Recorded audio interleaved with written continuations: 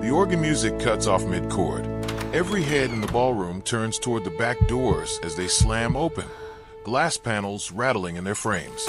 Cold air rushes down the aisle, scattering a handful of white rose petals across the marble. Aaliyah freezes at the altar, her bouquet trembling in her grip.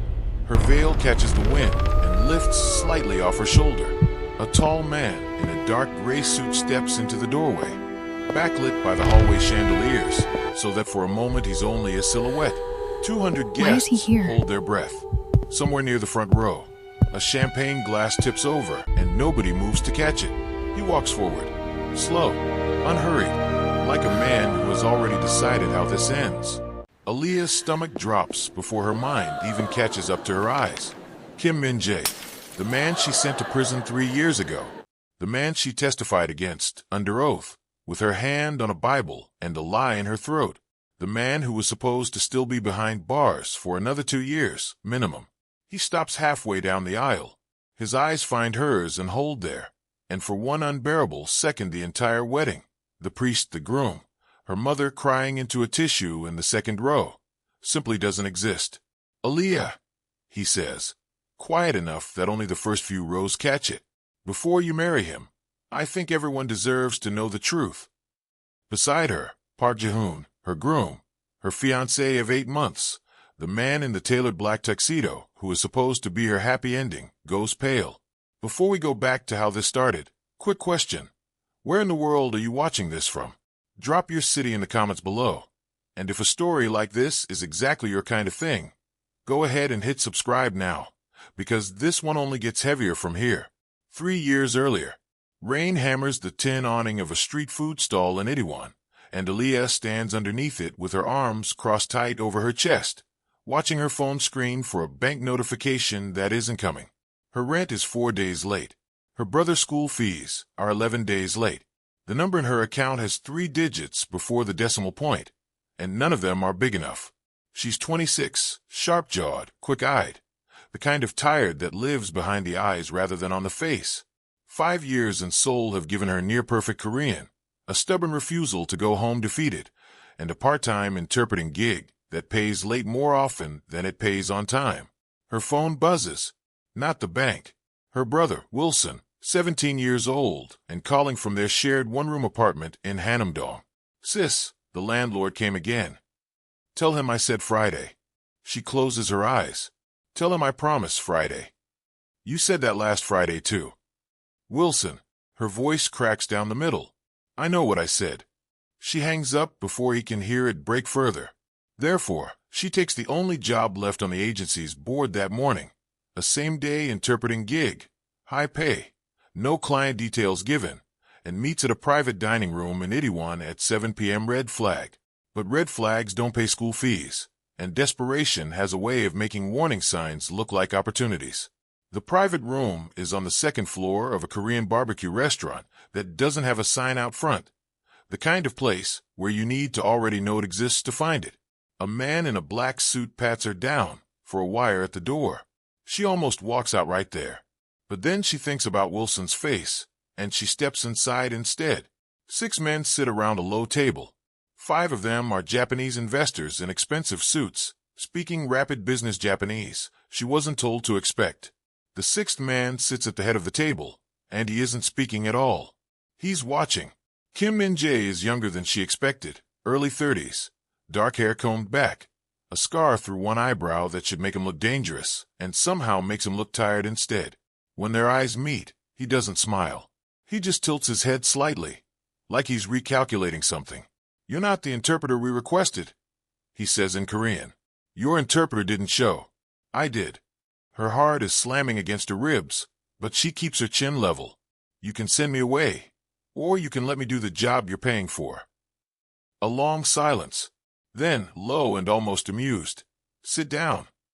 She survives the negotiation on instinct and adrenaline, translating Japanese into Korean and Korean into Japanese, catching a mistranslation from the other side that would have cost Min-jae's company nearly 200 million won, and correcting it before anyone else in the room even notices the error.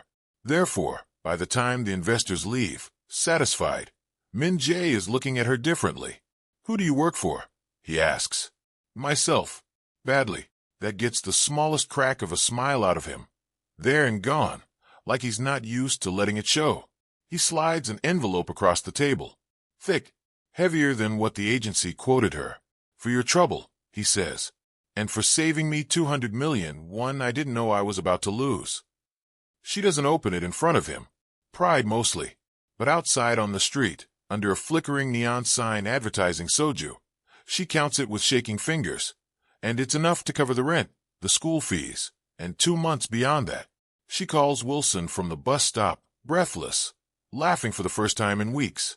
Tell the landlord Friday's real this time. What happened? Did you rob a bank? Something like that. She wipes her eyes with the back of her wrist, still smiling. Go do your homework. She should walk away. Everyone in Itaewon knows the name Kim Min-jae, even if they don't say it above a whisper. The kind of businessman whose company fronts things nobody wants looked into too closely. But 3 weeks later, when the agency calls her again for another job, requested specifically by the client, she picks up her coat before she's even decided to say yes. The second meeting is different. No investors, no negotiation. Just Min-jae, standing at the railing of a rooftop bar overlooking the Han River, waiting for her with 2 coffees instead of alcohol. I don't actually need an interpreter tonight, he admits, handing her a cup. Then why am I here? Because you were the only person in that room 3 weeks ago who wasn't afraid of me. He says it flatly, like a fact he's still turning over. I wanted to know why. Aaliyah wraps both hands around the warm cup, the wind pulling loose strands of hair across her face. Being afraid doesn't pay Wilson's school fees. Wilson, my brother. She hadn't meant to say it. It slips out anyway, and something in her chest loosens at the way he actually listens. Really listens, not the polite half-attention she's used to from clients. Below them, the Han River cuts a black ribbon through the city lights, fairy lanterns drifting slow along its surface. Min-jae leans his forearms against the railing, watching the water instead of her, which somehow makes it easier for both of them to talk. A phone buzzes in his jacket pocket. He glances at it, jaw tightening briefly before he silences it and slides it away. Work, she asks. My uncle. He doesn't approve of the direction I'm taking the company. Min-jae exhales, watching a fairy lantern drift past below. My father ran things through fear. I'm trying to run them through contracts, audits, legitimate partnerships, the kind of business that doesn't require anyone's family to disappear into an envelope of cash and a threat. It's slower, less profitable, some months. Suk-hyun thinks it's weakness. Is it? I used to wonder the same thing. He looks at her sideways, something unguarded in it. Meeting you made it easier to believe it isn't. Your Korean is better than most of my board members, he says. Where did you learn it? YouTube. Late-night dramas. A library card I couldn't afford to lose. She shrugs. Nobody taught me. I just refused to fail at it. That sounds exhausting. It is. She laughs, short and surprised at herself. Most days it's the only thing that is mine, you know. Everything else belongs to bills, to Wilson's school, to landlords. My Korean is the one thing nobody can repossess. Min-jae is quiet for a moment, turning that over. I've never had to fight for anything, he admits. Everything was handed to me before I was old enough to know if I wanted it. My father's company, his name, his enemies. I inherited a war I never enlisted for. That sounds exhausting too, she says, echoing him, and for the first time she watches him laugh, really laugh, head tipping back slightly, the sound rough like it doesn't get much use. Dinner turns into a second dinner. Min-jae orders the same black coffee every time at a quiet cafe in Hanamdong, and Aaliyah starts showing up early just to watch him read the newspaper before he notices her. Therefore, by the 4th week, she stops pretending this is only about the money. But wait, Choi Hai-rin, her closest friend since university, corners her in the bathroom of a mutual friend's birthday dinner, gripping her wrist hard enough to leave marks. Tell me you're not seeing Kim Min-jae. Hai-rin's voice drops to a hiss. Tell me those aren't his drivers I keep seeing outside your building. It's not what you think. I did contract work for his company 2 years ago. Translation, nothing serious. Hai-rin's eyes are wide, urgent. A woman I worked with. She asked too many questions about his finances. She disappeared for 6 months. Came back different. Wouldn't talk about where she'd been. Aaliyah's stomach tightens. That doesn't mean he. I'm not saying he hurt her. Hiring grips both her shoulders now. I'm saying nobody gets close to that family without something happening to them. Please. For Wilson's sake, if not your own. The warning follows Aaliyah home that night. Sits with her while she can't sleep. So when Min-jae calls the next morning to invite her to dinner, she almost says no for the first time. She doesn't, but she goes and watching him differently, testing him, waiting for the mask to slip, for Hyrin's warning to prove true. It doesn't. If anything, the opposite happens. Over dinner, she asks him directly, flat out, no softening it. Did something happen to a woman who used to work for you? Someone who asked questions about your finances? Min-jae goes very still. Sets down his chopsticks. Soo-yeon, he says quietly. She found evidence my father was skimming from a partner's fund. I got her out of the country before he found out she knew. Paid for her family to relocate to Busan under a different name. His jaw tightens. She didn't disappear because of me. She disappeared because I saved her from him. Your own father. I told you it was complicated.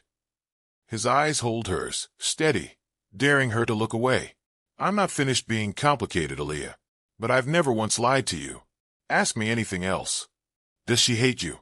Soo-yeon, something in his face softens, unguarded for just a moment. She sends a photo of her daughter every New Year. No note, just the photo. He looks down at his hands. I think that's her way of telling me she doesn't. I've never been brave enough to write back and ask. Why not? Because if I'm wrong, I'd rather not know. A faint, humorless smile. Some silences are kinder than the alternative. She thinks about that sentence for weeks afterward, long after she has any reason to. She believes him. That's the terrifying part.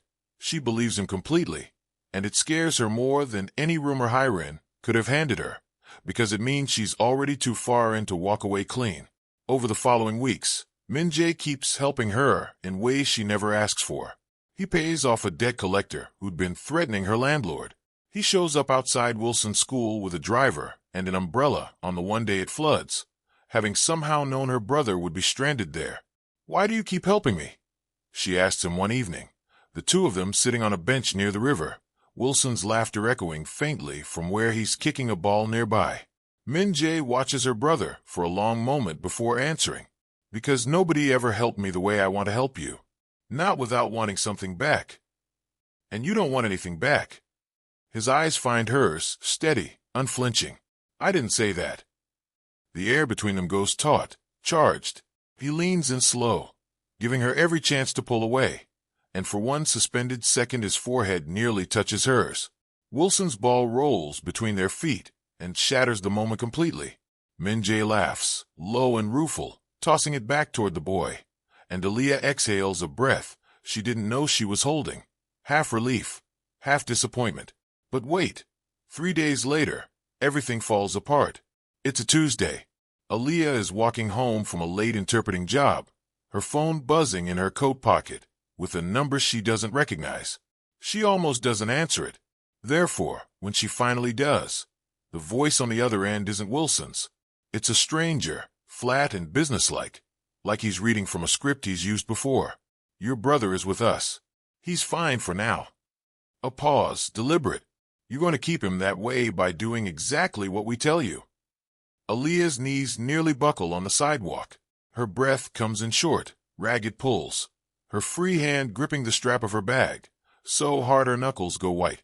Where is he? Where's my brother? Somewhere you'll never find without our help.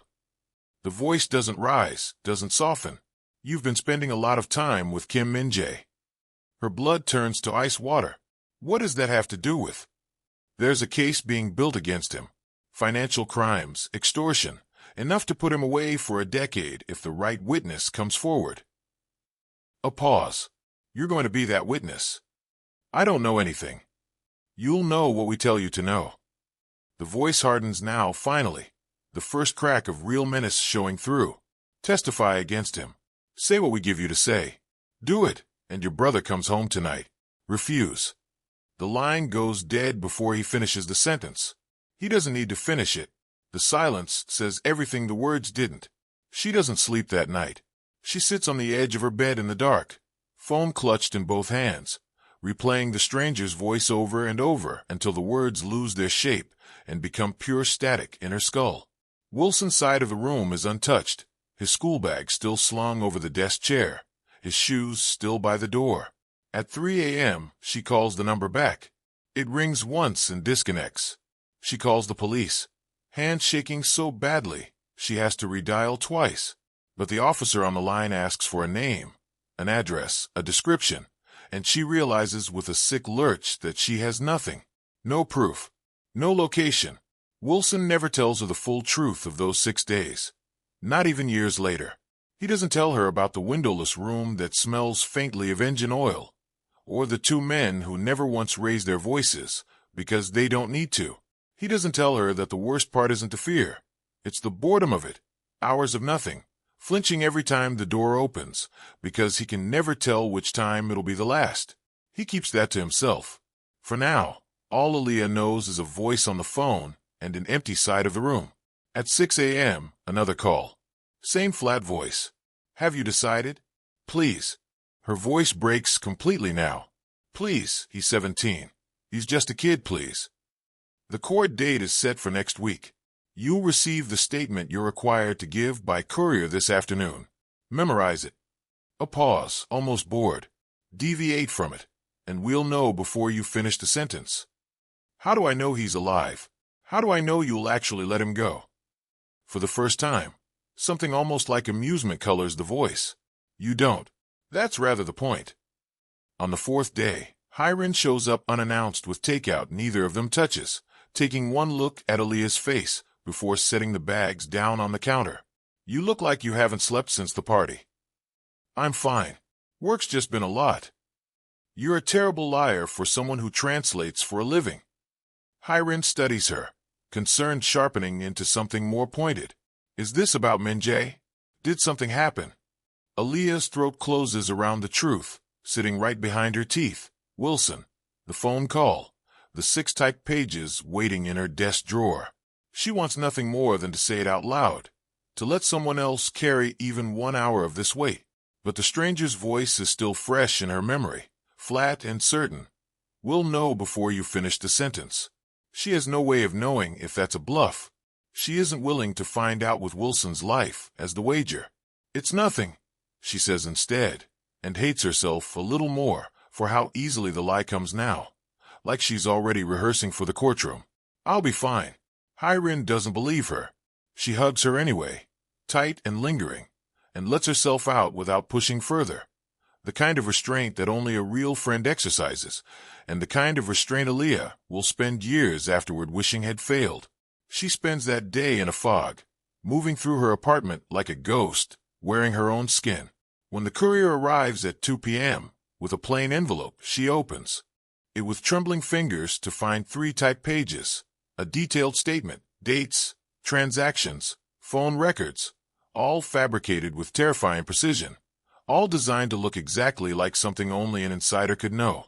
Whoever built this case knew Min-jae's business better than Min-jae probably did. She thinks about calling him, warning him.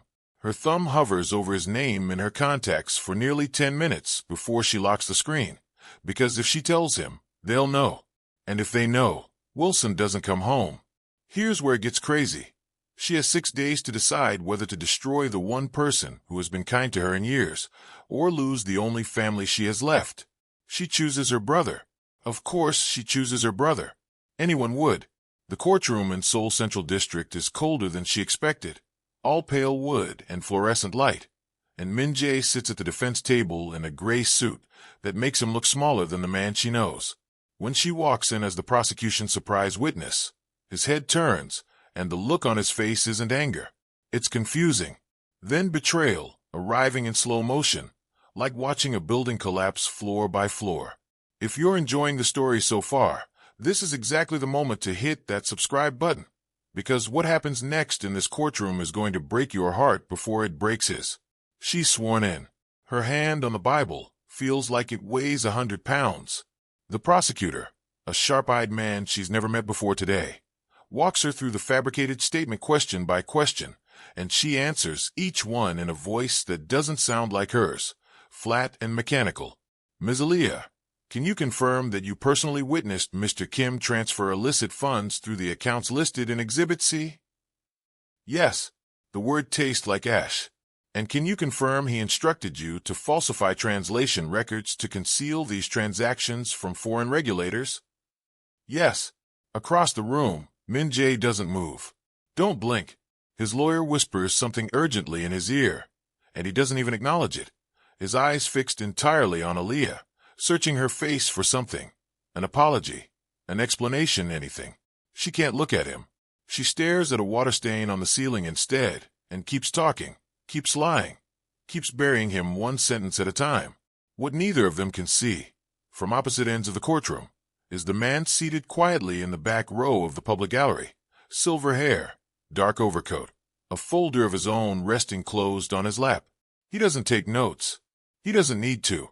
He already knows exactly how every line of testimony is going to unfold, because he wrote it himself 3 weeks earlier in a private study none of them will ever see.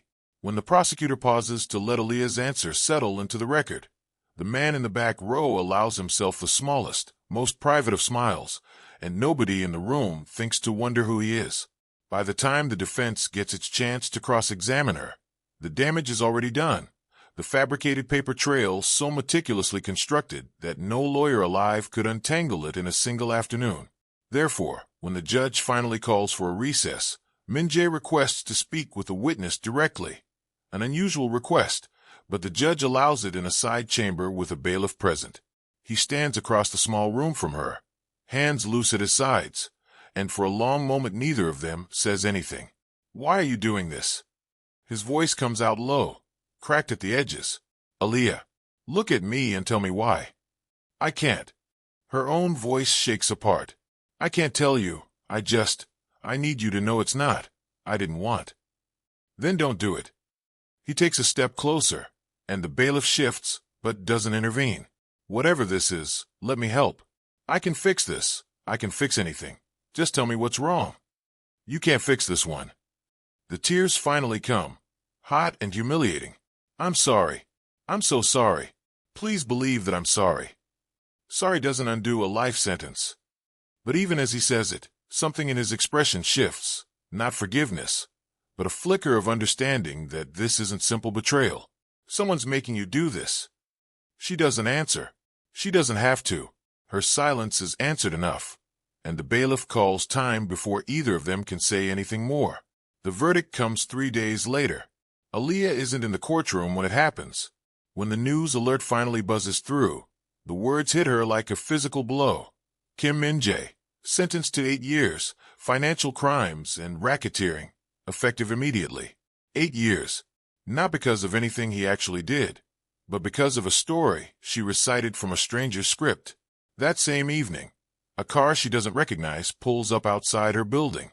Therefore, when she runs downstairs, half terrified it's another threat, she finds Wilson standing on the curb instead, thinner than she remembers, a fresh bruise darkening along his jaw, but alive. Whole. Home.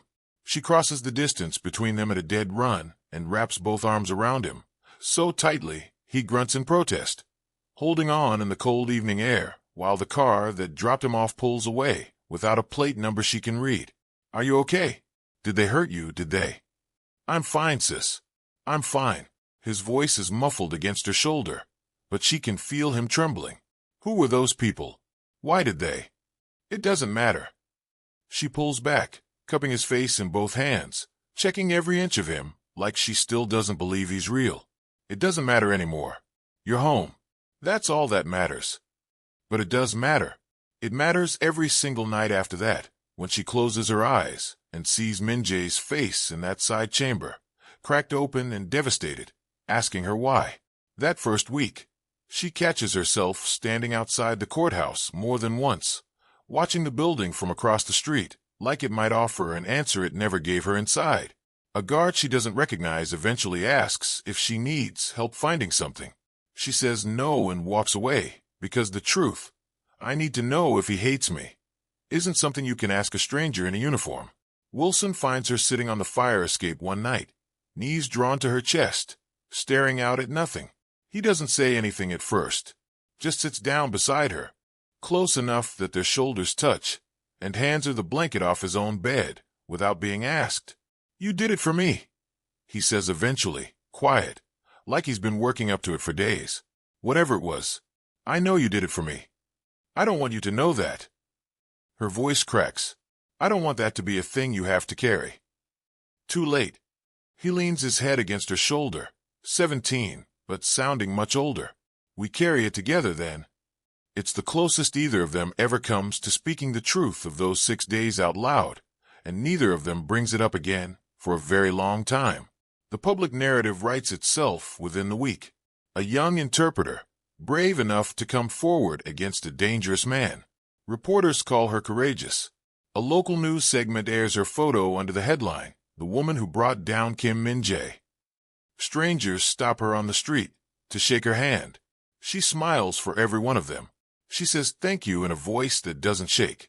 And every single night, alone in her apartment, she sits on the floor of her shower fully clothed and lets the water run cold around her, because she knows the truth that none of them do, that she isn't brave. She's a coward who saved one life by destroying another, and the guilt sits in her chest like a stone that never dissolves. She tries therapy once, sits in the waiting room for 11 minutes before walking out, because how do you explain to a stranger that you're grieving a man you helped imprison? She tries to move on instead, buries herself in work, fills every waking hour, so there's no room left for the memory of his voice asking why. Once, drunk on cheap soju at Hiren's birthday, she almost tells her the truth, the whole truth, the kidnapping, the script, the lie under oath. The words sit right at the back of her teeth for a full 10 seconds before she swallows them down and orders another drink instead. Hiren never notices. Nobody ever notices, because Aaliyah has become very good at being noticed for the wrong reason instead of the right one. Wilson notices more than she thinks. He catches her some nights standing at the kitchen window with the lights off, staring at nothing, and he never asks why, because some part of him, 17 going on much older, ever since those 6 days, already understands that some silences aren't his to break. 3 years later, Aaliyah meets Park Ji-hoon at a corporate mixer she almost didn't attend, exhausted from a 12-hour translation job and running on convenience store coffee. He's leaning against the bar when she walks in, tie already loosened, laughing at something one of his colleagues said, and he catches her eye across the room, like he'd been expecting her. "You look like you'd rather be anywhere else," he says, sliding a glass of water toward her instead of wine. Smart. Everyone else here is drinking on an empty stomach and regretting it by 9. Occupational hazard of these things, she says. Everyone's networking. Nobody's actually talking. Then let's actually talk. He extends a hand. Park Ji-hoon. Import-export, mostly textiles, occasionally electronics when the margins are good. Aaliyah. She shakes it. Interpreter. Mostly Korean-Japanese, occasionally English when nobody else is free. He's charming without being exhausting, quick with a joke, and he remembers small details from their first conversation and brings them up naturally in the second. The name of her favorite cafe. The fact that she takes her coffee black because sugar reminds her too much of home and homesickness both. It's the kind of attentiveness that feels flattering rather than calculated, and she has no reason yet to wonder whether it's the opposite of both. Therefore, when he asks her to dinner 3 days later, she says yes before she's fully decided to.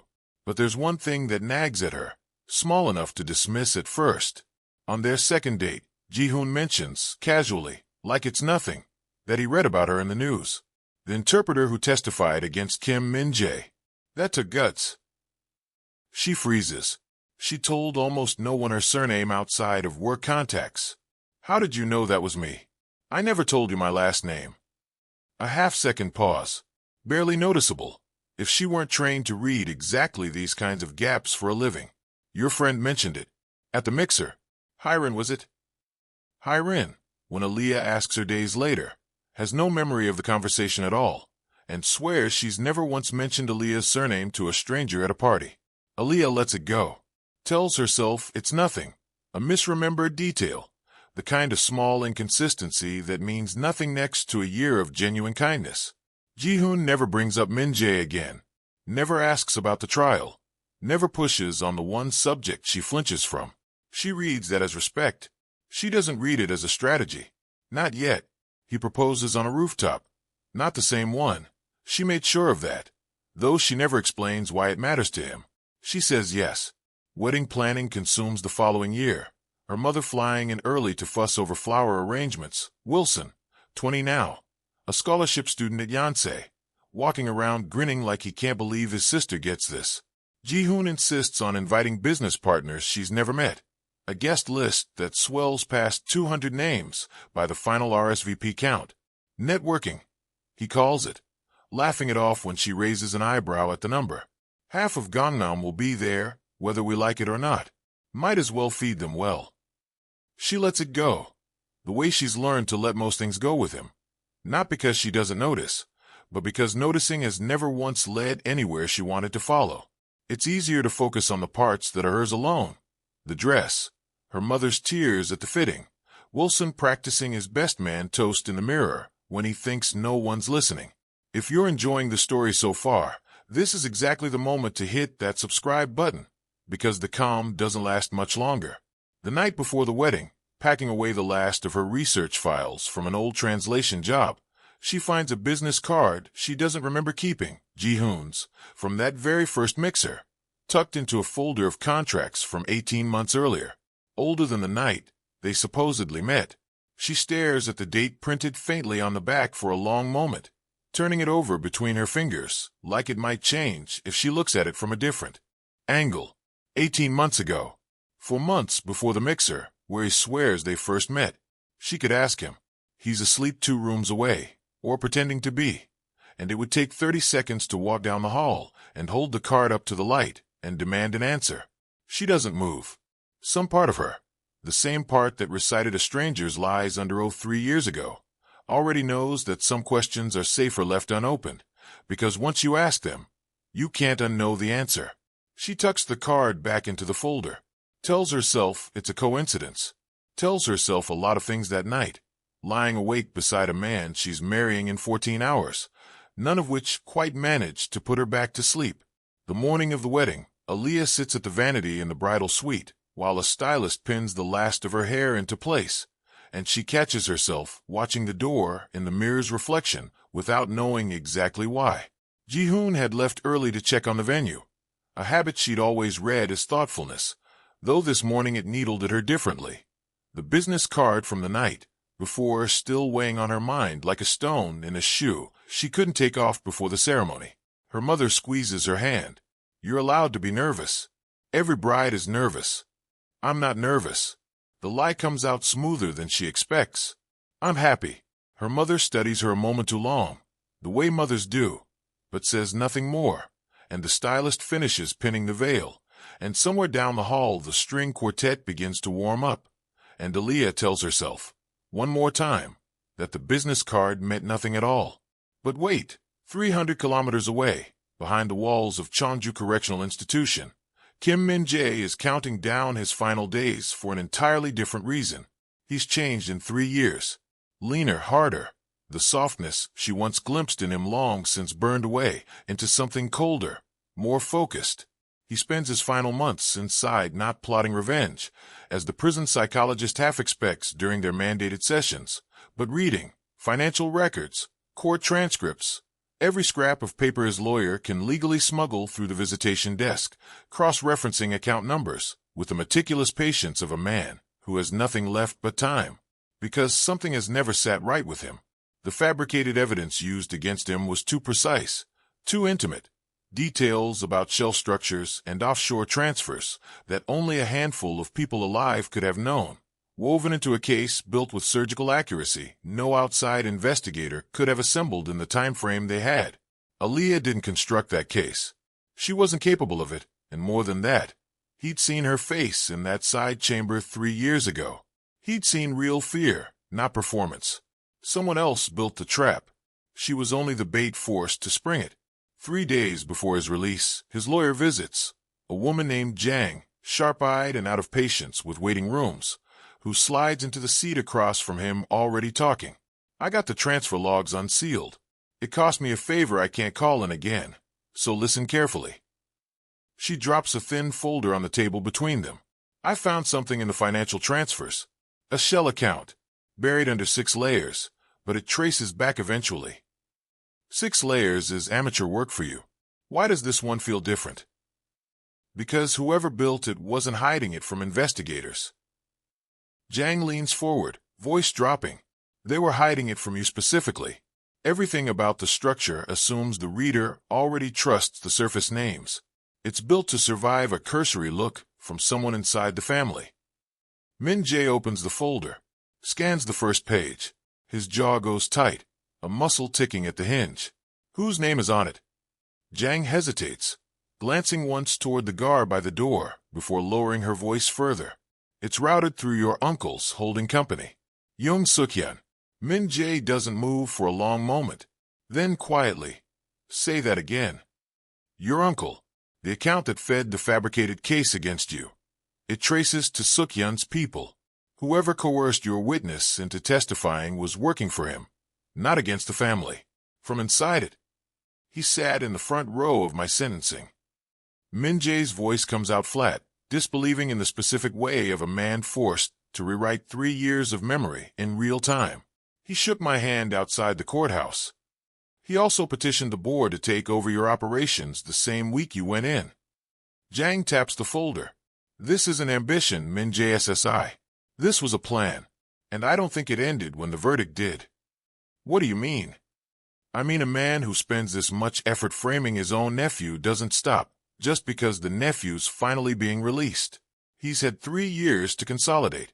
3 years to make sure that whatever you try to rebuild walks straight back into his hands. Jang's voice drops lower. And 3 years to make sure the one person who might have helped you see it, your witness, never had a reason to look for you again. I mean, I pulled Park Ji-hoon's company registration while I was at it, out of habit. His import-export firm shares an auditor with Suk-hyun's holding company. She lets that sit.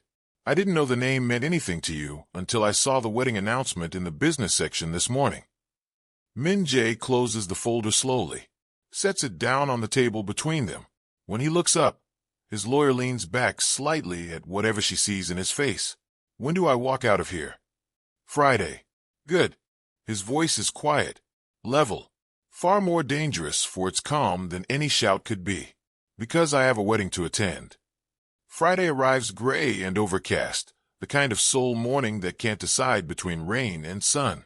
Min-jae walks out through the front gate of Cheonju Correctional Institution in the same gray suit he wore into the courtroom 3 years ago, tailored looser now around to frame the prison stripped down to something harder. Jang is waiting by the car, engine already running. The wedding's at 2, she says, not quite a question. I know. You could let the police handle Suk-hyun. Hand them everything in that folder, and let due process do what it's built to do. Min-jae looks out the window at the gray hills sliding past, at 3 years of his life, shrinking in the rearview mirror. Due process took 8 years from me on evidence built in a week. I'm not interested in waiting for it to move fast enough to matter now. He glances at her. I'm not going there to hurt anyone, Jang. I'm going there to make sure the truth is in the room before anyone signs anything they can't undo. Jang doesn't look convinced, but she doesn't argue either. She's learned, over 3 years of visitation room folders and unsealed logs, that some things aren't hers to talk him out of. The chapel doors are still swinging faintly on their hinges when Min-jae reaches the altar. Security moves toward him from both sides, Ji-hoon's men, judging by the earpieces, but he doesn't so much as glance at them. His eyes stay locked on Aaliyah, who hasn't moved, hasn't breathed, her bouquet trembling so hard the white petals are shedding onto the marble at her feet. Get him out of here. Ji-hoon's voice cracks through the silence, sharp with something that sounds less like outrage and more like panic. Now, 3 years, Min-jae says, ignoring him completely, still walking. 3 years I sat in a cell asking myself why the woman I trusted destroyed my life. Do you know what I found the answer to be? Min-jae, please. Aaliyah's voice comes out barely above a whisper. Not you. His gaze doesn't leave hers, but the words aren't cruel. I know it wasn't you. Not really. I've known for months. Therefore, the two security guards finally reach him, hands closing around his arms, and Ji-hoon steps forward with his jaw set hard. Whatever sick game this is, you don't get to. Ask him, Min-jae says, tilting his head toward the groom, voice cutting clean through the chapel's stunned silence. Why his import-export company shares an auditor with the same holding structure that framed me. The room goes utterly still. Near the third row, Hyrin goes rigid, her champagne glass frozen halfway to her lips. She'd warned Aaliyah about Min-jae 3 years ago, certain he was the danger in the room. Watching him now, steady, controlled, aiming every word like a scalpel at the actual architect of the wreckage, she realizes with a sick lurch that she'd been right about the danger and wrong about where it lived. She sets the glass down, hands unsteady, and starts pushing toward the front pews, toward her friend, before she's even decided to move. Ji-hoon's charming, easy smile falters for the first time in 3 years of Aaliyah knowing him. Just a flicker, just long enough. That's insane, he says, too quickly, too loud. You've been in prison. You don't know anything about my company. I know everything about your company. Min-jae shrugs off the guard's grip. He reaches into his jacket. Every guest in the room flinches, and produces not a weapon but a folded manila envelope, worn soft at the edges from handling. 3 years is a long time to read financial records, Ji-hoon SSI. I had nothing else to do.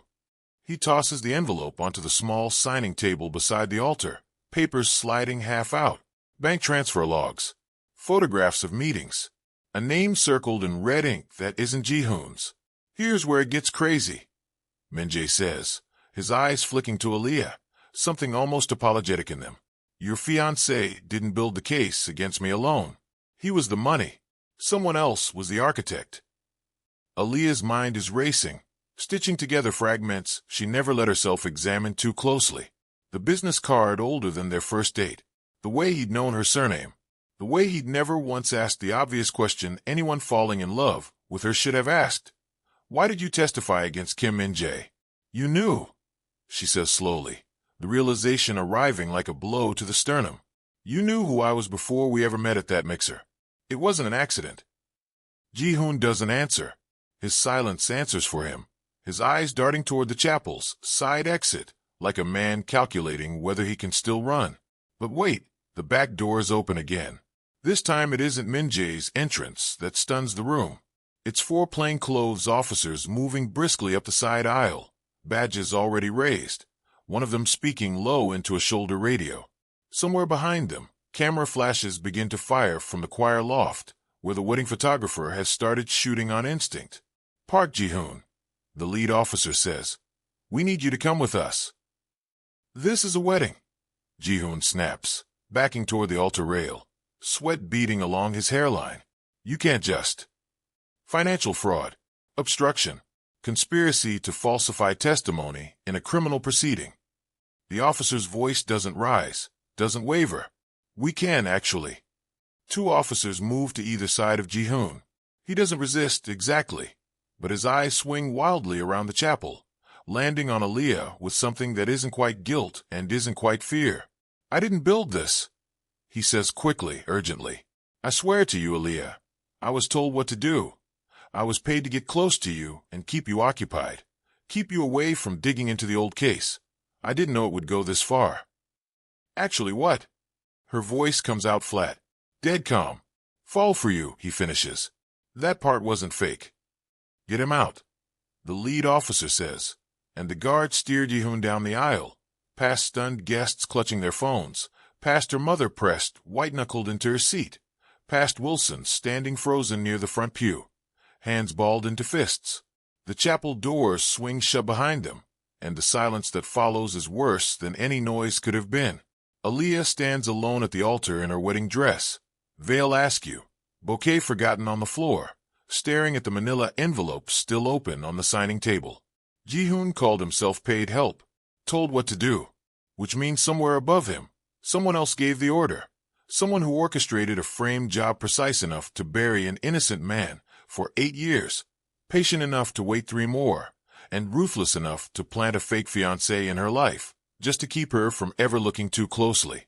Her mother is crying somewhere behind her, quiet and confused, and Wilson has finally moved, crossing the wrecked aisle to stand at his sister's side, one hand steady on her shoulder, like he can hold her upright through sheer proximity. "I don't understand any of this," Aaliyah says, mostly to herself, staring at the discarded envelope like it might rearrange itself into something that makes sense. 3 years. I spent 3 years believing I destroyed you to save Wilson, and it turns out I don't even know who I was really protecting him from. You were protecting him from someone who counted on you never finding out the truth. Min-jae steps closer, close enough now that she can see the new hardness in his eyes hasn't erased the old gentleness underneath it entirely. "I spent 3 years angry at the wrong person. I don't intend to waste a fourth." "Angry at me?" "At first." He doesn't soften the admission, doesn't dress it up kinder than it was. "Then I read every page of that folder Jang brought me, and I understood you were a hostage the entire time. You just didn't have bars anyone could see." She lets out a breath she feels like she's been holding for 3 straight years, something in her chest loosening for the first time since the verdict. Not relief, exactly, because relief would mean this was over, and some quiet, cold part of her already suspects it's only just beginning. But it's something adjacent to relief, something like being believed, finally, by the one person whose belief she'd never let herself hope for. "Aaliyah," he says quietly, "there's something else in that envelope, something about who actually gave the order 3 years ago." She looks down at the papers, at the names circled in red that she hasn't let herself read yet. "Tell me," she whispers. He doesn't get the chance to answer, because before Min-jae can say the name, the chapel side door bangs open one final time. An older man steps through, silver-haired, immaculately dressed, moving with the unhurried authority of someone who has never once in his life been made to wait for anything. Aaliyah doesn't recognize him, but she watches the color drain from Min-jae's face, watches his jaw lock tight, watches 3 years of prison-forged composure crack for the very first time tonight. "Uncle," Min-jae says, and the word comes out like a blade. Young Suk-yeon smiles, slow and cold, his eyes sweeping across the wrecked wedding, the abandoned bouquet, the scattered rose petals, the manila envelope still open on the signing table, with his own name buried somewhere inside it. "You found my little paper trail." He clicks his tongue, almost admiring. 8 years wasn't long enough, it seems. Aaliyah stares at the old man, memory finally catching up to recognition. "You were at the sentencing. You sat 2 rows behind the prosecutor. I remember your coat." Good memory for an interpreter. Suk-yeon inclines his head slightly, almost a compliment. "I make a point of watching my own work through to the end. It's the only way to be sure it holds." "You framed me." Min-jae's voice shakes now, not with fear but with something far older, far deeper. "Your own blood. You did this to me." "I did this for the company." Suk-yeon's gaze slides toward Aaliyah, and something in it makes her skin crawl. "Your father built an empire on instinct and threats. I built a plan. You were always going to soften it, given time, the therapy, the guilt, the quiet retirement to something respectable. I couldn't let 3 generations of work die because you develop a conscience. So you destroyed an innocent woman's life to test mine. I gave her brother back to her, didn't I?"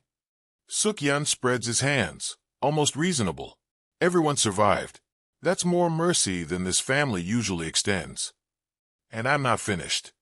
His voice cools further, the reasonableness draining out of it entirely. "Did you really think Ji-hoon was working alone tonight? Or that your brother is the only leverage I've ever needed?" Aaliyah's stomach drops through the floor. "Wilson." She spins toward the pews, toward the spot where her brother stood only seconds ago, fists clenched, watching everything unfold. 20 years old now, no longer the frightened 17-year-old from that windowless room, but the memory of that room lives in him regardless, and she'd seen it flicker across his face just moments ago when the officers led Ji-hoon away.